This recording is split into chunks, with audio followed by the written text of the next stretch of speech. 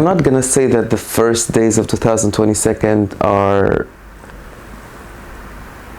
not good.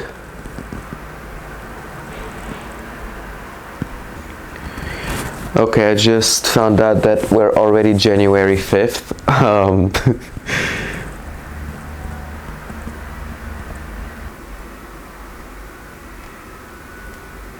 Basically, I've spent the first days trying to recover from the New Year's Eve because, it's a night where you celebrate the new year. So I spent the following days here in bed, literally, like spending 4 or 5 days here.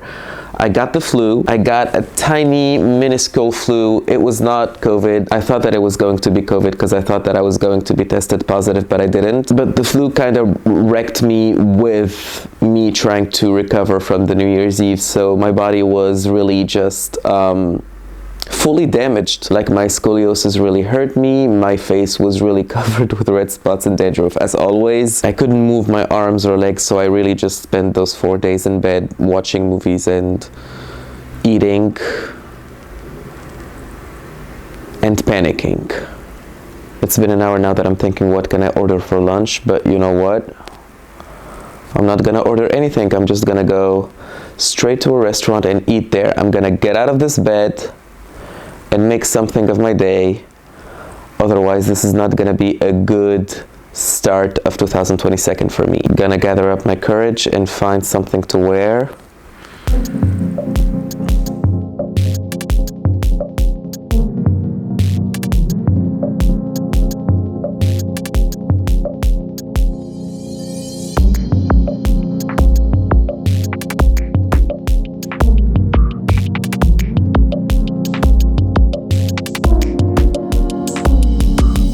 Okay, first traffic of 2022.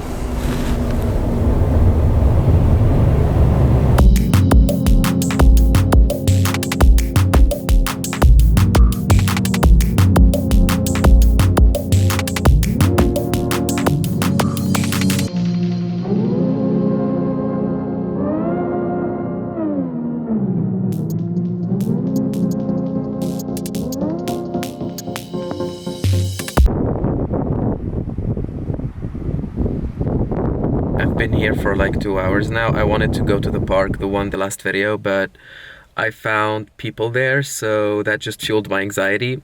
I went back to the car and I've been sitting here for 2 hours, recovering from a small panic attack that I had. I don't know why. I just started breathing heavily and that's weird. Since I have blacked out my social media accounts, a lot of you guys have started sending me emails, which is really cute. One of you guys asked me, why do I eat alone in the previous videos, like you see me eating alone? I don't really know if there's a correct answer to this question. Like, is it wrong for me to eat alone? I love eating alone. I've been doing this for so many years now. Especially when I started losing friends. There's this quote, I think from Leonardo DiCaprio, and it goes something like this. If you have the power to eat alone in a restaurant or sit alone at the cinema, then you can do anything in your life. Leonardo DiCaprio. I go by this quote in my daily life. I can assure you guys that there's nothing wrong with it, because if you can do things by yourself, then you have reached a level of inner peace, which is great. Really wouldn't want to be the kind of person, like, I don't want to affirm myself in front of others or when I'm surrounded with people. Like, I can go to a restaurant or a coffee shop and bring a book with me or my laptop, or just sitting by myself and enjoying loneliness. That's just something that we loners love to do. It gives you like a perspective in life, just being mentally prepared to fight anything on your own.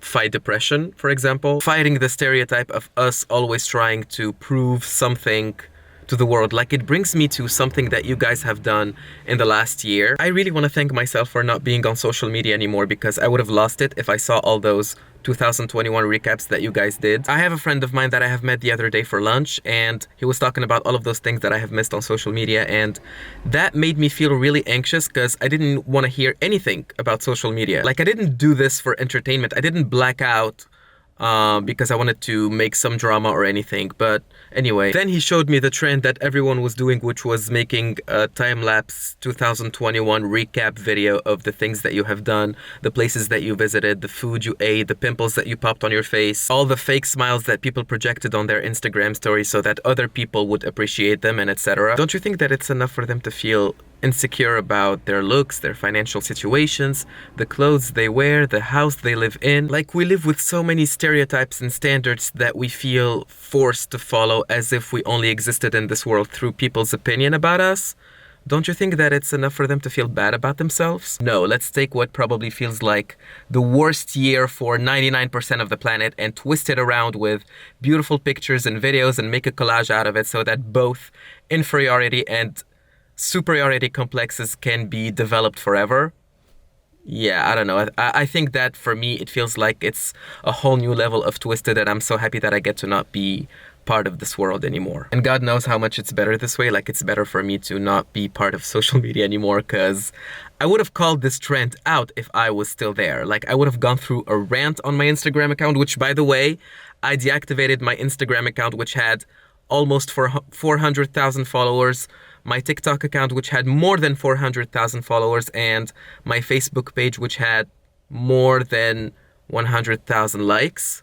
So trust me, guys, this is not the real life. I am still here, I am still living, and I am still existing. You should really take my words into consideration and start working on existing for yourself and not for the others.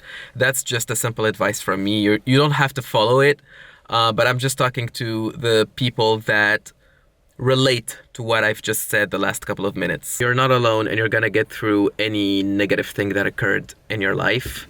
Just hold on tight and live for yourself. Is that cliche for me to say those words? I don't know, but I feel like it may heal a few people's hearts. So, yeah. People are still in the park and I'm not ready to socialize right now, so I'm just gonna get home. Okay guys, do you remember when I talked to you about my star that I had to pick in the sky, just like my grandma asked me to do when I was a kid? I think that it was in the second video. I'm seeing it right now. It's always the closest to the moon, and it's something that just unexpectedly reassured me that I'm gonna get better. So I just wanted to share it with you.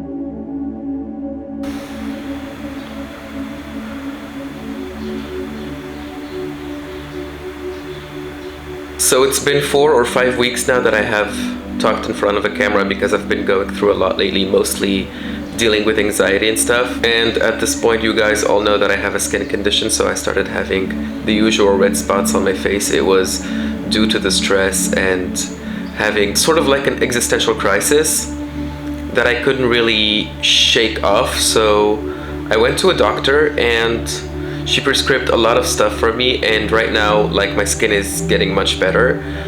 But you know, it's been a few rough weeks for me, which got me thinking, like, that moment when you realize that taking care of yourself is the one thing that will get you through anything.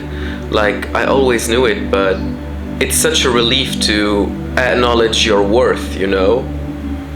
Today is February 14th, which is Valentine's Day, and this day is promising to be so good. Like, for example, I just got my 3rd COVID shot. That's why I'm talking to you guys while laying like that, because I'm starting to feel a little dizzy. Also, I just finished watching the Super Bowl halftime show of this year, and it was magical. It was like a throwback slap. You know what I'm saying? Like this nostalgia filling your whole body and just reminiscing your childhood and the good old music that you love. I filmed my reaction because I thought that it would be something fun to do, but at the end of it, I just started crying and I didn't want it to get on camera, so I decided not to post it. Like right now, after I've watched the performance, all I want to do is rewatch some old shows and listen to some old music and be frozen in time forever, but it's also a negative thing for me to do. Like right now, I only want to rewatch One Tree Hill for the 100th time, or maybe like